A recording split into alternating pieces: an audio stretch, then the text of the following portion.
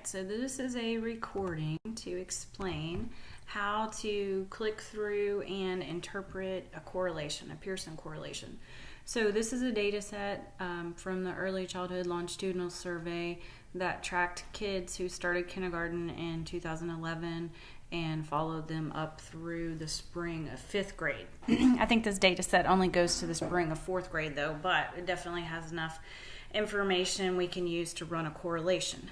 So the first thing you want to do is identify the two variables that you want to correlate. So you want to investigate the relationship between whatever and whatever, X and Y. In this case, I want to look and see, does a student's fall kindergarten score right here in reading have a relationship to their, let's say, how they're doing at the end of 3rd grade? So can we predict, based on how they did in fall, how they're going to perform here in the spring of, oh wait, hold on, that might not be 3rd grade. Let's see, spring of kindergarten, fall of 1st grade, 2nd grade, yeah, spring of 3rd grade. Okay, so where that command is under Analyze, and then Correlate, and Bivariate. All right, so I'm going to click over the two variables I care about. And so there is my fall kindergarten reading score. And then my, let's see, spring, that's fall, there, no, spring of 2nd grade, spring of 3rd grade, there it is. Spring of 3rd grade. So one thing I want to make sure when I'm running a Pearson correlation is that the two variables of interest are intervally scaled. So I couldn't do categories like gender, ethnicity, grade in school, like 1st grade, 2nd grade, 3rd grade, so on. I have to have two intervally scaled, so two sets of scores, which I do here because I have two sets of reading scores. So the default in SPSS is this Pearson correlation, which is what we want because we're looking at two intervally scaled variables. The test of significance is fine here, two-tailed. Under options, you can get means and standard deviations. It's never a bad thing. And then that's it. So we're going to press OK. All right, so first of all, it gives me a little bit of description here. So the average reading score in kinder is a -0.5. So these scores range from -6 to +6. If that kind of gives you a ballpark.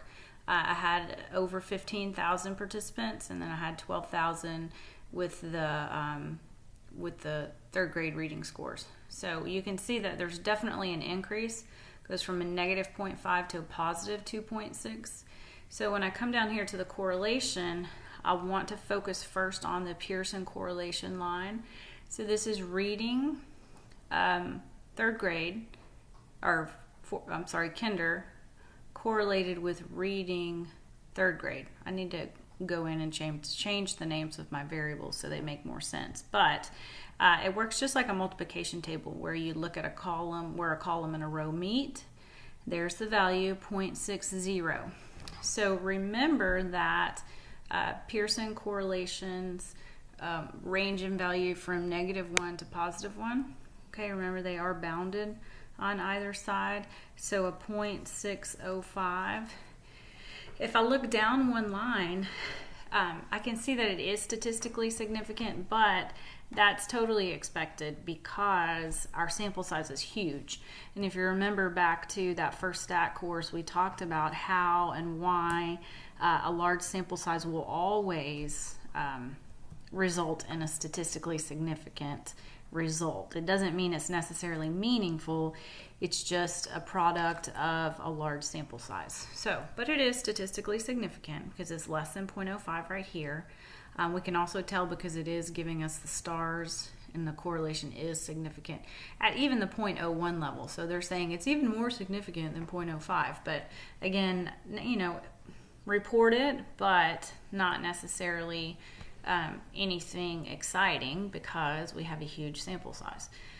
So what we'll do is take a look at this 0.605 and think about it in terms of the, sorry, I'm getting my little writing thing set up. we're going to look at it in terms of its bounds of -1 to +1. So 0, remember, it would be no correlation. A +1 would be a perfect correlation. So if I'm looking at a 0.6, well, it's not 0, but it's not perfect either. So it's somewhere in the middle. I'm going to pull up, you know what, I'll have to pull up a PowerPoint blank slide. I'm going to make a couple notes on here. For some reason, my pen doesn't work on Word. So let me just pull up a blank one here. Okay, so let me wake up my pen, if it will. Come on, Mr. Pen, wake up. I wonder if my battery's dead. Let's see. Let's try it now. Oh, you know what? I didn't put my little, I'm sorry. Sorry for the delay. Here we go. Okay, there we go. Now let me get that pen going. Okay, so we had an R is equal to 0.605. All right, and so we have somewhat of a correlation there, but you know, moderately strong. Now remember, the effect size here is what we really care about. So we're going to take that 0.605 and square it. So that's going to get us to about 36, right? 0.36, which we said is 36%. So 36% of the variability in scores can be explained or predicted by the other variability. So 36% of kinder can be explained by third. Now actually I'd probably want to reverse that and say that 36% of third grade can be explained or predicted by kindergarten. So I can, in terms of using kindergarten scores to predict or anticipate third grade scores, I have a 36% kind of overlap or effect size. So remember that Cohen, remember that reference Cohen in 1988 talked about your small, your medium, and your large effects, and he used these benchmarks. And he said that about 0.25 would be a large, and I want to say it's, for medium, it's 9, and for small, it's, gosh, I'd have to look these up to make sure they're correct, but it's about 5. And then, of course, you can translate all these to percentages. So 9%, 25%. So according to Cohen, this is a pretty big effect. But we also talked about how we really can't, or, you know, he had that weird thing where he said, okay, here are the benchmarks, but don't use them. Put this 36% in the context of previous research in the field. So I would have to look back and say, okay, what does the literature say about kindergarten scores being a predictor of third grade scores? And then I would determine, okay, is this a large effect compared to what else has been found? Or is it small or medium? Or how does it compare to what previous researchers have found? But regardless, I know that 36% of those third grade scores can be explained or predicted by kindergarten scores, which is not a tiny amount. You know, there's definitely something going on there. And so when you're writing, you want to report the correlation value. And so you could have a table. I'm trying to think what would be the best way for that to look. You definitely want to have at least 3 columns. You want your R, you could put your sig, which would be your 0.000, and this would be your 0.605. But you also want to have that R squared column, which is your 0.36.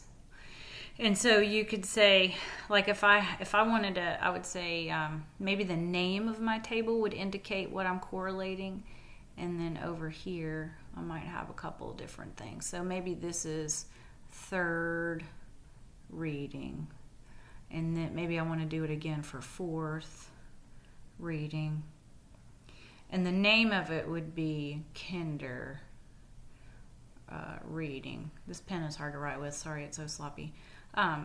So kinder reading, would be the name of my table. That way the reader would know, okay, this is kindergarten reading scores. First I correlated it with third grade reading, and this is what I got. And then I correlated it with fourth grade reading, and this is what I got. Okay. And there are some dissertations out there. I'll see if I can find I know where a table is that someone used in a dissertation. Let me see if I can pull it and send it to you, and that way you'll know exactly what it can look like written up. Okay? All right. So I will get on that and go ahead and send this to you, and let me know if you have any questions still.